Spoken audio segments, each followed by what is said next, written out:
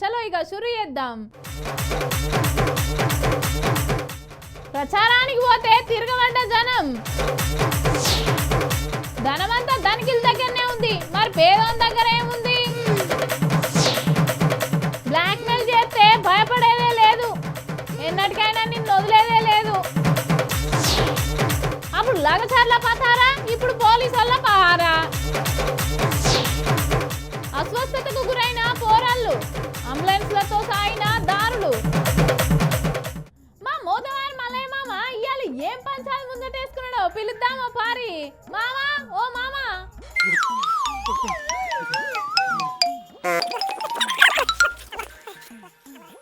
అగో గట్లా మోసపోసుకుంటా ఊరికేదైతే మా మల్లయ్య మామ లెక్కనే ఉన్నాడు కదా. ఎవరు చూడక ముందు జాక్కున్నదే నయమైంది, వాళ్ళకి దొరుకుతూ ఇంకెట్లున్నో. ఎవరో నత్తాలా మామ, నేను గుర్తుపట్టినా గానీ బయటికి రాయిగా. చూసిన వానే బుజ్జి, నీ కళ్ళ ముందట కంకెడు బంగారం ఉన్నా గుర్తుపట్టవు కానీ నేను ఎలుక పొక్కల దాక్కున్నా గుర్తుపడతావు. నీ సంగతి నాకు తెలియదా? మామ ఎవరు కొట్టిర్రే? ఏమని అన్నావు? ఎవరు జోలికి పోయినవే నువ్వు? అత్తగిట్లా కొట్టిందా ఏంది, లేకపోతే మీ బామ్మర్దులు కొట్టిండ్రా? పొరి, నువ్వు అన్నావు కానీ బామ్మాదులు కొట్టిన అన్నావు అనుకో, నాకు ఎక్కడో కాలుతుంది. మరి ఏమనుకుంటానో?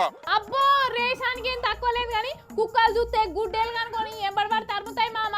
ఆయనలా గుడి ఊసిపోతే జనాలు ఉరికించి కొడతారు. అరే ఓ పిచ్చిదానా, బట్టలు లేకుండా తిరుగుతే ఎవరు కొడతారే? గుంపుల కొద్ది జనాలు ఎగబడతారు, వంగి వంగి దండాలు పెడతారు. యూట్యూబ్ ఛానల్ అన్ని నా చుట్టే తిరుగుతాయి. నేను గప్పుడు మస్తు ఫేమస్ అయితా, నువ్వు కూడా గప్పుడు వచ్చి నా కాళ్ళకు దండం పెట్టాలి.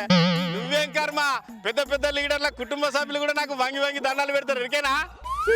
బట్టలు లేకుండా తిరిగితే మొక్కుడేంది? అరే ఇప్పుడు 2 తెలుగు రాష్ట్రాలల్లా గదే ట్రెండ్ నడుతుంది. నీ కోడి మీదడుకు నీకు అర్థం కాదు, అది అర్థమయ్యేటోళ్ళకి అర్థమైంది. కానీ నువ్వు నీ వార్తలు నువ్వు చదువుకో. పో పో పో. ఏంది చదువుకునేది? పెద్ద బాల శిక్ష. కిరణ్ గారు రాలేదు, సీన్ గారు రాలేదు, నువ్వు కూడా రాకపోతివి. ఇక నీ వంతు పని కూడా నేనే చేయాలనా? ఇగో బుజ్జి, సీన్ గాడి నడుమ ఊరి మీద ఇడిచిపెట్టిన ఇత్తనం పోతు లెక్క తిరుగుతాండు. గాని గురించి నాకు తెలియదు కానీ కిరణ్ గారు నేను ఇద్దరం కలిసిపోయినాం. వాడు జనాలకు దొరికినట్టుండేది, వాడిని ఎంత కొడుతాలో ఏమో.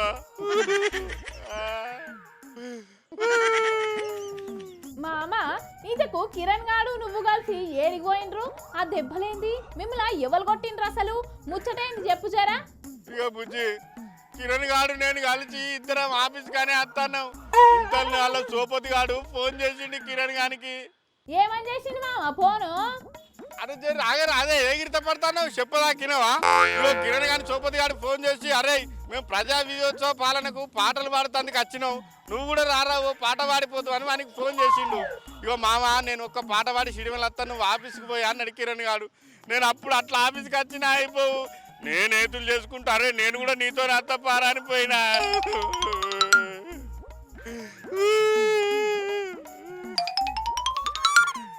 ఇంకేమున్నది? నీ గొంతుని గుత్పలు అందుకొని గెలిమిరు కావచ్చు జనాలు. పోరి, నా గొంతునేమన్నా అంటే మంచిగా చెప్తానా? నేను నమ్ముకున్న వాళ్ళందరూ నన్ను నట్టేట ముంచితే నా గొంతే నాకు ఇప్పుడు బుక్కడు బో పెడుతుంది. నా గొంతు నెగ్గులో పెట్టినావు అనుకో, గుబ్బగా మరి ఏమనుకుంటారు? సరే సరే, ఏమన్నా కానీ పాటలు పాడే దగ్గర ఏం జరిగిందో చెప్పు మామ. కళాకారులు అందరం కలిసి ఊళ్ళో బొడ్రాయి కాడ ప్రజాపాలనలో జరిగిన అభివృద్ధి గురించి పాటల రూపకంగా చెప్పుదామని ఒక పాట అందుకున్నాం. గంతే, జనాలు ఎగబడి గెదింతే ఎటోడు నా అంగో దిక్కు లుంగో దిక్కు పోయింది. ఇగో నేను సందులలో పడి ఉరికొస్తుంటే కుక్కలు గెదివినాయి. ఇగో పొరకలని పని ఇంకా నయ్యం, జనాలు కొట్టలే. మా కిరణ్ గారు దొరికిండో ఏమో జనాలకు. రాను ఇంకా అత్తనా? రాను, ఇంకోసారి రాను. అబ్బా, ఇంకోసారి ఇటు ముఖాన్ని వస్తే ఈపు చింతపాడు అవుతుంది. బుజ్జి, ఇగో ఆఫీసులు ముచ్చట ఎవరో చెప్పకు బుజ్జి. జర దండం పెడతాను, అబ్బా నా ఇచ్చేది పోతుంది. సరే సరే, ఎవరికి చెప్పగాని రాయిగా. చూసిండ్రా ప్రజాపాలన విజయోత్సవాల కళాయాత్ర పేరుతోటి ప్రచార వాహనాలు ఏర్పాటు చేసింది ప్రభుత్వం. అయితే ముఖ్యమంత్రి రేవంత్ రెడ్డి ఇలాకా మహబూబ్ నగర్ జిల్లా అడ్డాకుల మండలం కేంద్రంలో బస్టాండ్ దగ్గర కూడా గిట్నే జనం తిరగబడి కళాకారులను ఒక్క పాట కూడా వాడనీయకుండా ఎల్లగొట్టిండ్రట. ముఖ్యమంత్రి సొంత జిల్లాలనే గిట్లా జరిగితే ఎట్లా అని షేయ్ పార్టీ లీడర్లే గుసగుస పెట్టుకుంటుండ్రట. నుల్లా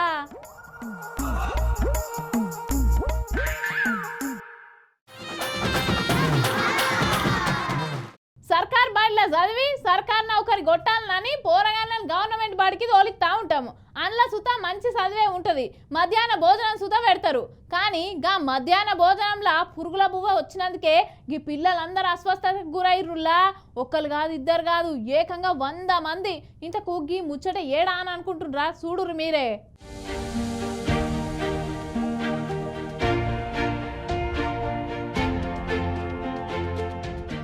ఈ నడుమ సర్కారు స్కూళ్ళల్లా, హాస్టళ్ళల్లా, కాలేజీలల్లా భోజనం పెట్టే కాడ నీళ్ల చారు, పురుగులన్నం, పురుగుల సాంబారు ఇవే కేసులు నమోదవుతున్నాయి ఏమైనా. అయితే గిట్లా జరిగినప్పుడు ఏం చేస్తారు? ఆ పొల్లగన్లను దవాఖానలలో షెరీక్ చేస్తారు కదా.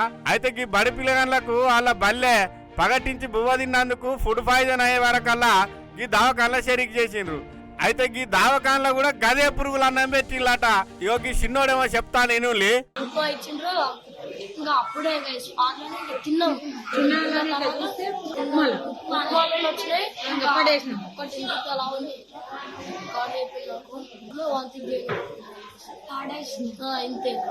విన్నారు కదా. యోగి లీడర్ అన్నలు కూడా వచ్చి ఏమో మాట్లాడుతాండ్రి నుండి. పిల్లలకి ఈ ప్రభుత్వ హాస్పిటల్లో కూడా ఈ మళ్ళీ ఆడనే పాయిజన్ అయిపోయి ఇక్కడికి తీసుకొని వచ్చిండ్రు. మళ్ళీ ఈడ కూడా పురుగులు వస్తే ఎక్కడ పోవాలి? పిల్లలు ఎక్కడ పోవాలి? టిఫిన్ లో పురుగులు పెట్టారు. మళ్ళా ఆర్ఎంఓ గారు పోలీసులను పంపించి మమ్మల్ని కట్టడి చేయాలనా? ఇక గిటు చూడుగా ఈ ముచ్చట తెలిసిన మాజీ మంత్రి శ్రీనివాస్ గౌడ్ అన్న కూడా పిల్లగాన్లను పరామర్శించి ప్రభుత్వం తీరుని ఎట్లా ఎండగట్టిండో మీడియా ముందర చూడు. నీటు అనుకుంటుండొచ్చు 4 సంవత్సరాలకు మమ్మల్ని ఎవడే పీకలేడు, మేము పురుగులన్నం పెడతాం, విషయం పెడతాం, చంపేస్తాం, మాట్లాడిన కేసులు పెడతాం, జైల్లో పెడతాం, రకరకాలుగా దొంగ కేసులు పెట్టి చిత్రీకరిస్తామని చెప్పి మీరు అంటుండొచ్చు కాక. అవన్నీ జరగవు. అలాంటి పరిస్థితి ప్రజల తిరుగుబాటు రాకముందే సరి చేసుకోవాలి. ఇక ఈ ముచ్చట సీఎం రేవంత్ సార్ చెవుల కూడా వాడేవరకల్లా నారాయణపేట జిల్లా కలెక్టర్ సార్కు ఈ ముచ్చట మీద పూర్తి నివేదిక అర్జెంట్ గా పంపాలని ఆదేశాలు ఇచ్చిండట. అటెన్క ఇక పురుగులన్నం పెట్టిన బాధ్యులు ఎవరైతున్నారో వాళ్ళ మీద చర్యలు తీసుకోవాలని, ఇటు దవాఖానలో కూడా పిల్లలకు మెరుగైన వైద్యం అందించాలని ఇక సీఎం సార్ సీరియస్ గానే చెప్పిండట. పిహెచ్సి డాక్టర్ వచ్చారు. ఆ పిహెచ్సి డాక్టర్ చూసిన తర్వాత వెంటనే 15 మెంబర్స్ లకి సిహెచ్సి మొత్తం షిఫ్ట్ చేయడం జరిగింది. ఏజెన్సీ మీద బాగా కంప్లైంట్స్ ఉన్నాయి. ఫస్ట్ అండ్ ఫార్మోస్ట్ ఈ agency not only yesterday but గతంలో కూడా 2-3 టైమ్స్ ఇలా ఇన్సిడెంట్స్ జరిగినాయని లోకల్ అందరూ కూడా ఈ కంప్లైంట్ నాకు ఇచ్చారు, రిటర్న్ కూడా ఇస్తున్నారని చెప్పారు. సో ఈ ఏజెన్సీ మీద నిన్ననే డిఓ నారాయణపేట్ టర్మినేషన్ ఆర్డర్. అయితే ఈ పురుగులు పడ్డ బువ్వదిని మొత్తం 50 మంది దాకా అస్వస్థకు గురి అయితే 15 మంది పిల్లగాళ్ళ దాకా బల్లెనే కోలుకున్నారు. కానీ ఇక మిగతా వాళ్ళకు కొంచెం ఎక్కువ ఇబ్బంది అయ్యేసరికల్లా వాళ్ళను మక్తల్ దవాఖానలో షెరీక్ చేసిండ్రు అన్నట్టు. ఇక రాష్ట్ర ముఖ్యమంత్రి సారు చెవులనే పడ్డది కాబట్టి ఇకనన్నా మరి రాష్ట్రంలో ఉన్న అన్ని ప్రభుత్వ పాఠశాలల్లో, హాస్టళ్లల్లో, కాలేజీలల్లో పగటి బువ్వ పెట్టే కాడ పొలగన్లకు పురుగులు లేకుండా బువ్వ పెట్టి మాది ప్రజాపాలన అని నిరూపించుకుంటారా లేదా అని అంటారు ఈ ముచ్చట తెలిసిన జనాలు.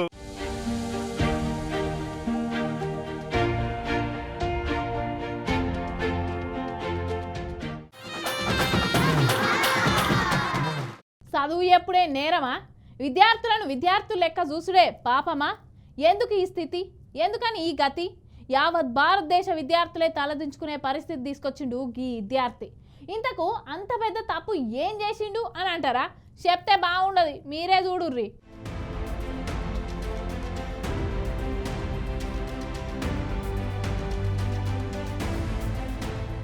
పొలగాన్లు పుట్టి పెరిగి బడికి పోడు మొదలు పెట్టంగానే బల్లె ఏం నేర్పిస్తారు గురువులు? మాతృదేవో భవ, పితృదేవో భవ, ఆచార్య దేవో భవ, గురుర్ బ్రహ్మ, గురుర్ విష్ణు, గురుదేవో మహేశ్వర, భారతదేశం నా మాతృభూమి, భారతీయులందరూ నా సహోదరులు అని గిట్లా మంచిని బోధిస్తారు ముందుగాలనే.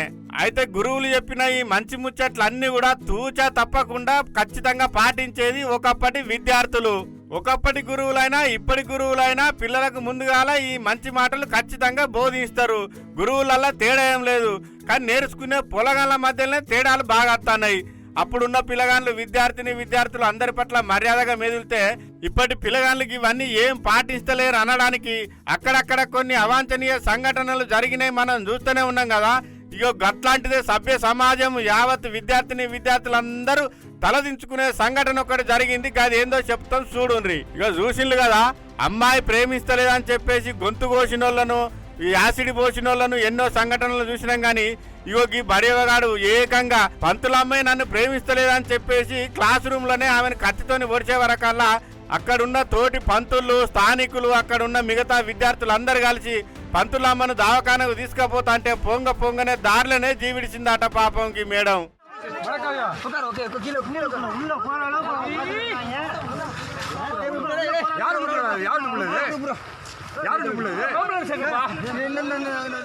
ఇంతకీ ముచ్చట ఎక్కడ జరిగిందంటే తమిళనాడు రాష్ట్రం తుంజాపూర్ జిల్లాలో ఉన్న ఓ బల్లె జరిగిందిలా. మన దేశంలో ముక్కు పచ్చలారని వయసు నుండి ముసలోళ్ళ దాకా ఏ స్థాయిలున్నా ఏ హోదాలున్నా ఆడవాళ్ళకైతే రక్షణ లేకుండా పోతుందిలా.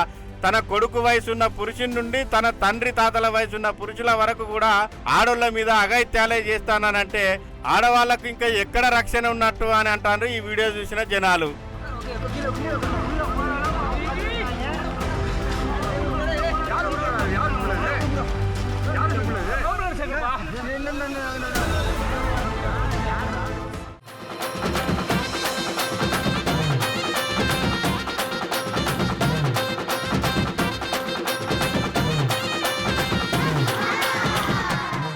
వెల్కమ్ బ్యాక్ టు బరాబర్ ముచ్చట్లు. మనం ప్రతిరోజు చెమటొడిచి చేసిన కష్టార్జితం అంతా ఏడబోతోంది. పన్నుల రూపంలో ఎవరికి కడతానం, గా పైసలు తిరిగి ఎవరి దగ్గర నుంచి ఇంకెవరి దగ్గరికి పోతానాయి.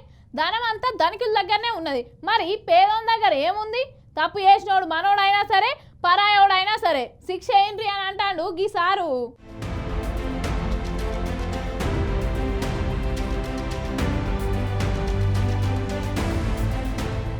అమెరికాల సూత అదాని అక్రమాలకు పాల్పడ్డాడని మండిపడ్డాడు ప్రతిపక్ష నేత రాహుల్ గాంధీ. అదాని వెనుక ఎవరున్నా అరెస్ట్ చేయాల్సిందే అనుకుంటా ఒక మీడియా ప్రతినిధి ప్రశ్న అడగంగా సమాధానం చెప్పుకుంటా ఏమన్నాడంటే, అదాని దగ్గర పైసలు తీసుకున్న రేవంత్ రెడ్డి అయినా ఎవరైనా సరే అరెస్ట్ చేయాల్సిందే అనుకుంటా రాహుల్ గాంధీ సార్ మాట్లాడుతుండు. ఓ పారి ఈనుండ్రి.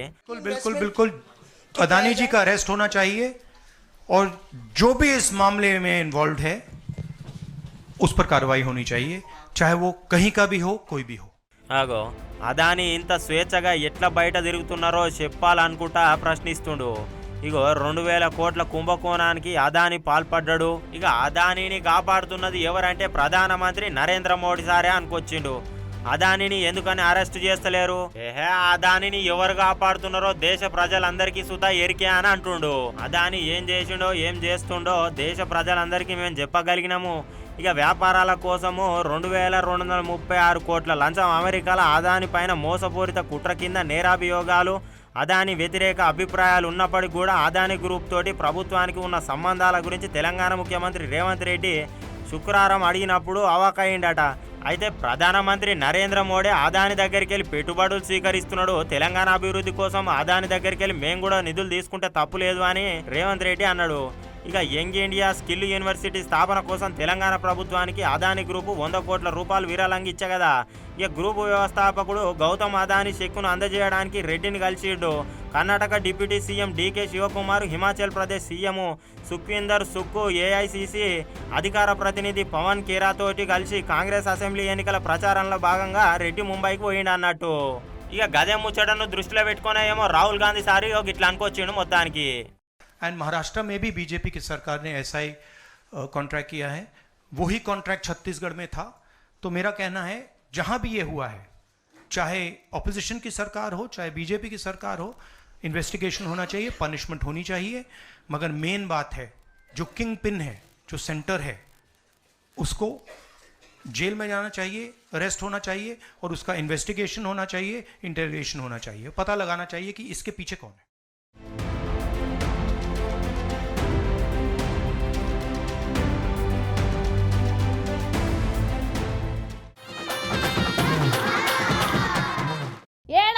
పంచాయత్ జరిగితే సంబంధం లేనోళ్ళు సుత సందులో సడేమియా అని సాయం చేయాల్సింది పక్కకు పెట్టి సందడి ఎత్తే ఆఖరికి గిట్ల అంగడంగడే అవుతుంది మరి.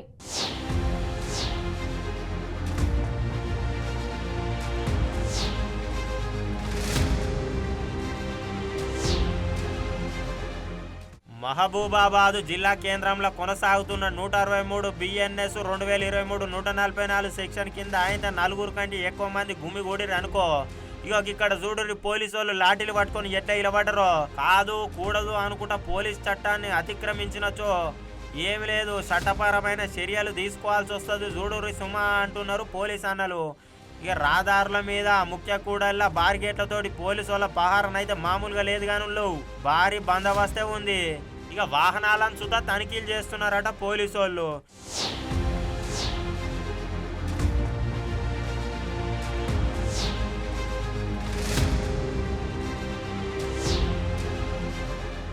జిల్లా వ్యాప్తంగా భారీ బందోబస్తు ఏర్పాటు చేసింది ఎవరంటే జిల్లా ఎస్పీ సుధీర్ రామ్నాథ్ కేకన్ సారు. ఎవరన్నా పుసుక్కున పోలీస్ చట్టాన్ని ఉల్లంఘిస్తే మాత్రం చట్టపరమైన చర్యలు తీసుకుంటామని వార్నింగ్ ఇచ్చిరట పోలీసు వాళ్ళు. ఇక ఇదే మేరకు ఎస్పీ సుధీర్ రామ్నాథ్ కేకన్ సారు ఓ ప్రకటన సుతా చేసిండటనులో. ఇవాళ మహబూబాబాద్ల మహాధర్నాకు కేటీఆర్ పిలుపిచ్చిండు. అయితే ఇవాళ మహబూబాబాద్ల మహాధర్నాకు అనుమతి లేదని పోలీసు వాళ్ళు పేర్కొన్నారు.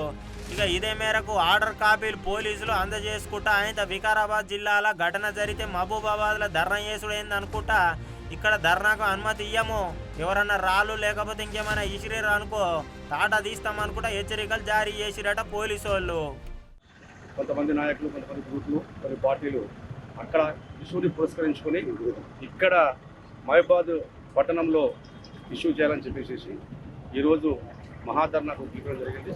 దీనికి కేటీఆర్ గారు దాని తర్వాత అన్ని పార్టీల నాయకులు మహాధర్నాలో పాల్గొనేటట్టు వాళ్ళు ప్లాన్ చేసుకోవడం జరిగింది. దానికి నిరసనగా ఆ ఇష్యూ మనకు సంబంధం లేదు, మన జిల్లా ప్రశాంతంగా ఉండాలని చెప్పేసి ఇక్కడ పరిస్థితులు బాగలేవని చెప్పేసి ఇక్కడ వాళ్ళ పర్మిషన్ పెడితే మా పర్మిషన్ని రిజెక్ట్ చేయడం జరిగింది. దానికి ప్రతిగా వాళ్ళు ప్రెస్ మీట్ పెట్టి ఈరోజు ధర్నా చేస్తానని చెప్పి వాళ్ళు ప్లాన్ చేశారు. కాబట్టి మేము కూడా దానికి అనుగుణంగా ఫోర్స్ని మొబిలైజ్ చేసుకొని ధర్నాలు చేయకూడదు 144 సెక్షన్ విధించి వాళ్ళందరినీ ప్రివెంటివ్ అరెస్ట్ చేసేసి ఊకూకే తప్పుడు ప్రచారాలు తప్పుడు కేసులు పెడితే తట్టుకుంటాం అని అనుకుంటున్నామేమో రెడ్డి, తప్పించుకోలేవు. గిది యాది పెట్టుకో. నిన్న జిందగీలో ఒక్క సెంటు కానీ ఒక్క గుంట కానీ ఇరిగేషన్ భూమి కానీ ప్రభుత్వ భూమి కానీ కొన్నట్టు చరిత్రలనే లేదు. అంతెందుకు ఇప్పుడు ఉంటున్నా నేను కొన్న భూమిలోనే ఉన్నా. ఇక నువ్వు ఎప్పుడొస్తావో చెప్పు, మీ సమక్షంలోనే సర్వే చేసుకుందాం తెలుసుకుందాం. ఇప్పుడే రానంటాడుకి సారు. రంగనాయక సాగర్ దగ్గర ఇరిగేషన్ భూములను కబ్జా చేసినానని నా మీద రేవంత్ రెడ్డి తప్పుడు ఆరోపణలు కేసులు పెట్టబోయిండు అని చెప్పి ఇగో హరీష్ అన్న ఏమో అంటుండు. ఇందాంరీ ఇంతకు ఏడ కొనుక్కున్నామన్న భూమి ఎవలది? అది ఇరిగేషన్ భూమా లేకపోతే ప్రభుత్వ భూమా, పట్టా భూమా, రైతుల దగ్గర కొనుక్కుందా? ఏడ కొన్నావో చెప్పవు పారి. పచ్చకల్ల అద్దాలు పెట్టుకుంటే లోకమంతా పచ్చగా కనబడుతుంది అన్నట్టు కబ్జాల చరిత్ర నీది, కబ్జాలు చేసే ఆలోచన నీది. నేను రైతుల దగ్గర భూమి తీసుకున్న రైతులు వాళ్ళ పట్టా పాస్ పుస్తకాలు వాళ్ళ దగ్గర తీసుకొని మేము ధరణి ద్వారా రిజిస్ట్రేషన్ ఆఫీస్కు వెళ్ళి పట్టా భూమిని రైతుల దగ్గర 13 ఎకరాలు కొనుక్కోవడం జరిగింది. ఇన్నరా ఏమో రోగట పచ్చకామర్ల రోగికి లోకమంతా పచ్చగానే కనిపిస్తుంది అనుకొచ్చిండు. ఇగో రైతుల పట్టా భూముల ధరణి ద్వారా 13 ఎకరాలు రిజిస్ట్రేషన్ చేసుకున్నాడట ఈ అన్న. ఇక ఆచంక నువ్వు ఎప్పుడు వస్తావో చెప్పు రేవంత్ రెడ్డి, నీ సమక్షంలోనే సర్వే చేద్దాం తేల్చుకుందాం రా, సర్వే చేసుకుందాం భూమిని అని అంటుండు. ఇక రేవంత్ రెడ్డి నువ్వు ఎన్ని బ్లాక్మెయిల్ కామెంట్లు చేసినా కానీ భయపడేది లేదు. బీఆర్ఎస్ పార్టీ తరఫున రైతుల పక్షాన నిన్ను ప్రశ్నిస్తూనే ఉంటాం అనుకుంటా హరీష్ రావు అన్న అయితే మొత్తానికి ఇగో గిట్లా గరం అయ్యిండు. నువ్వేరా, ఐ వెల్కమ్ యూ. నీ సమక్షంలో నేను కూడా ఉంటే ఇద్దరం కలిసి కొల్పిద్దాం దా, ఎప్పుడు వస్తావో రా. కానీ నువ్వు ఏదో విధంగా బ్లాక్మెయిల్ చేస్తే ప్రశ్నించడం ఆగుతుంది అనుకుంటున్నావు. మేము నువ్వు ఎన్ని రకాల బ్లాక్మెయిల్ చేసినా ప్రశ్నించడం ఆపము. ప్రజల పక్షాన బీఆర్ఎస్ పార్టీ పక్షాన నిన్ను నీ ప్రభుత్వాన్ని ప్రశ్నిస్తూనే ఉంటాం. అంతేకాదు ప్రతిపక్షంగా కొట్లాడనీకి ఇచ్చిన బాధ్యత సుతా ప్రజలేనట. మరి హరీష్ అన్న కొనుక్కున్న 13 ఎకరాలకు సర్వే గురించి రేవంత్ రెడ్డి సార్ ఎప్పుడు పోతాడో అని చెప్పి ప్రజలైతే అంటున్నారు. ఆ సర్వే జరిగినాక ఇంకో వార్త బరాబర్ ముచ్చట్లలో వేసుకుందాం బరాబరే అని మేము అంటున్నాము.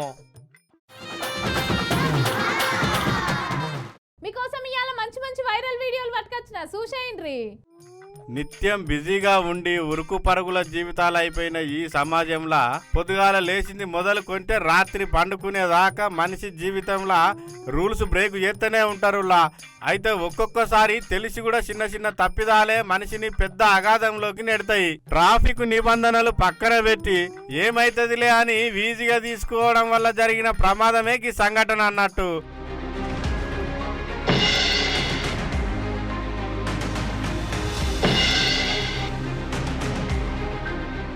కేరళ రాష్ట్రానికి చెందిన వాళ్ళు ఒక 7గురు ఇన్నోవా వెహికల్ కిరాయి తీసుకొని కర్ణాటక రాష్ట్రంలో ఉన్న ఉడిపి జిల్లాలోని శ్రీ చండికా దుర్గా మహేశ్వరి ఆలయానికి దర్శనానికి పోతానరట.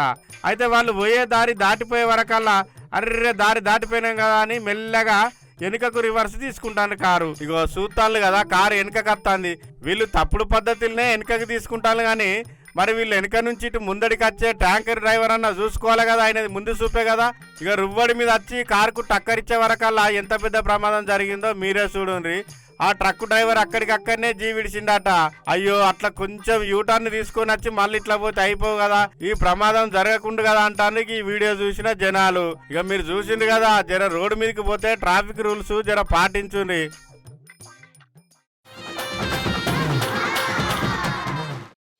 వెనుకటికి ఒక్కసారి భార్య భర్తల బంధం ఏర్పడ్డదంటే విడిచేదాకా భర్తకు కష్టం వస్తే భార్య, భార్యకు కష్టం వస్తే భర్త, ఒకరికొకరు అన్నట్టుగా అన్ని కష్ట సుఖాలలో కలిసి మెలిసి ఇద్దరు విడిచేదాకా ఒకరి మీద ఒకరు ప్రేమ కలిగి పిల్లల పట్ల కూడా మంచి ప్రేమానురాగాలు కలిగి జీవించేది. ఈ రోజుల్లో భార్య భర్తల బంధం అంటే ఎప్పుడు ఒకటైతారో ఎప్పుడు ఇడిపోతారో తెలుస్తలేదు. చిన్న చిన్న వాటికే చీటికి మాటికి లొల్లిలు పెట్టుకొని పెళ్ళైనాక 3 రోజులకు 3 వారాలకు 30 రోజులకు 3 సంవత్సరాలకు ఇట్లా తేడా లేకుండా విడిపోయే జంటలు పంచాయతీలు ఎన్నో చూస్తున్నాం కదా. కానీ అవి అన్నిటికీ విరుద్ధంగా ఏదో కవి చెప్పినట్టుగా భార్య భర్తల బంధం అంటే కార్యేషు దాసి కరణేషు మంత్రి భోజేషు మాత అని ఒక కవి చెప్పిండు కదా. ఇక కవిత్వము ఈ భార్య భర్తలు ఇద్దరికి సరిగ్గా సరిపోతుందిలా. అయితే ఈ వీడియోలో దావకాన బెడ్ మీద వండుకున్న అన్న పేరు దారావతు శ్రీను. వీళ్ళది ఖమ్మం జిల్లా పెద్దిర్లపూడి గ్రామము. అయితే ఈ అన్న లివర్ కు సంబంధించిన సమస్యతోని దావకాన్ల షరీక్ అయితే డాక్టర్లు లివర్ మారవాలని చెప్పిండ్రట. అయితే వీళ్ళు లివర్ దాత కోసం ఎంత వెతికినా దొరకపోయేసరికల్లా ఇక సీనోళ్ళ భార్య లావణ్య ముందుకొచ్చి నా భర్త పానం కంటే నాకేది ముఖ్యం కాదు, నా భర్త మంచిగుంటేనే నేను మంచిగున్నట్టు కదా అని చెప్పి సార్లు నా భర్తకు నేను నా లివర్ దానం చేస్తా అని చెప్పే వరకల్లా డాక్టర్లు ఈ లావణ్య నుండి 65% లివర్ తీసుకొని ఆపరేషన్ చేసి సీనుకు అమర్చి సీను పానాపాయం నుంచి బయట పడే విధంగా చేసిరులా. ఈ ముచ్చడి తెలిసిన జనాలందరూ అయితే భార్య భర్తల బంధం అంటే గిట్లుండాలని లావణ్యను మస్తు తారీఫ్ చేస్తాను పోనీ.